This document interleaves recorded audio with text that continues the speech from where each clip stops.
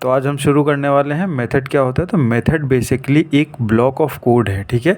एक block of code है जो कि डिजिग्नेटेड है किसके लिए, परफॉर्म ऑफ स्पेसिफिक टास्क। ये एक जो है स्पेसिफिक टास्क को परफॉर्म करने के लिए इसको बनाया जाता है। और इन जावा में बेसिकली जो है इसका जो यूज़ किया जाता है। अच्छा, मेथड जो होता है, मेथड का यूज़ क्यों किया जाता है?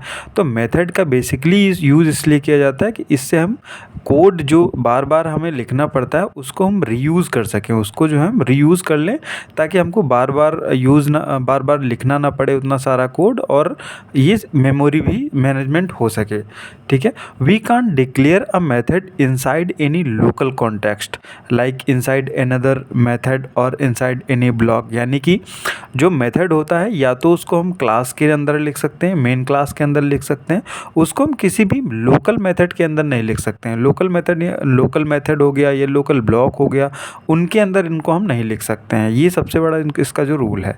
मेथड को जो मेमोरी मिलती है वो कहाँ पे मिलती है? तो मेथड अपनी मेमोरी जो पाता है वो पाता है इसको जो है at the time of invocation. और ये पाता कहाँ पे? ये स्टैक फ्रेम में पाता है। स्टैक फ्रेम में इसको जो है मेमोरी मिलती है, और ये कब मिलती है? जब ये इसको जो है इन्वोक किया जाता है।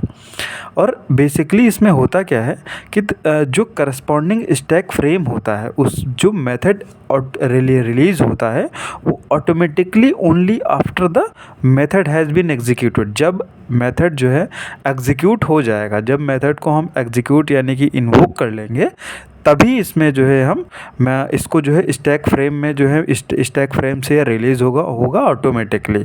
जब अगर ये जो है मेथड एग्जीक्यूट नहीं हुआ तो ये जो है जो ये जो मेथड है वो ऑटोमेटिकली स्टैक फ्रेम से रिलीज़ नहीं होगा, ठीक है। इसका सिंटैक्स क्या होता है? सिंटैक्स सबसे पहले क्या होता है? सबसे पहले इसमें जो लिखा जाता है वो एक्सेस मॉडिफायर लिखा जाता है। एक्सेस मॉडिफायर कौन से थे?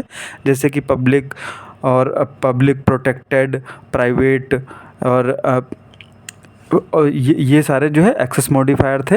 उसके बाद जो है रिटर्न टाइप लिखते थे। उसके बाद जो है जिस मेथड का जो है नाम मेथड का हम कुछ भी दे सकते हैं, तो वो जो है मेथड का नाम हो जाएगा।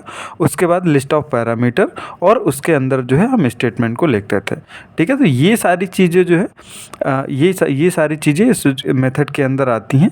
इस मेथड के अंदर ये सारी चीज़ों को हम इस प्रकार से यूज़ कर सकते हैं।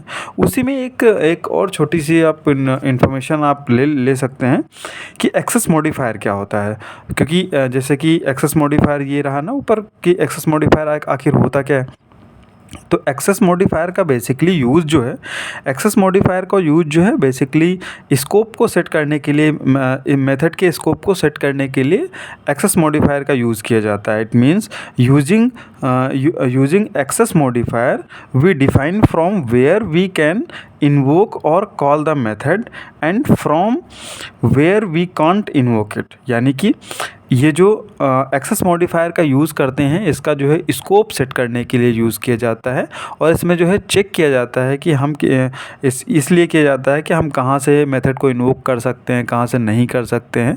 इसलिए जो है इसका जो यूज़ किया जाता है। आपको अगर कंटेंट सही लग रहा है, समझ में आ रहा है और पसंद आ रहा है, तो प्लीज़ लाइक और सब्सक्राइब कीजिए। इससे हमारा जो है मोटिवेशन बढ़ता है। धन्यवाद।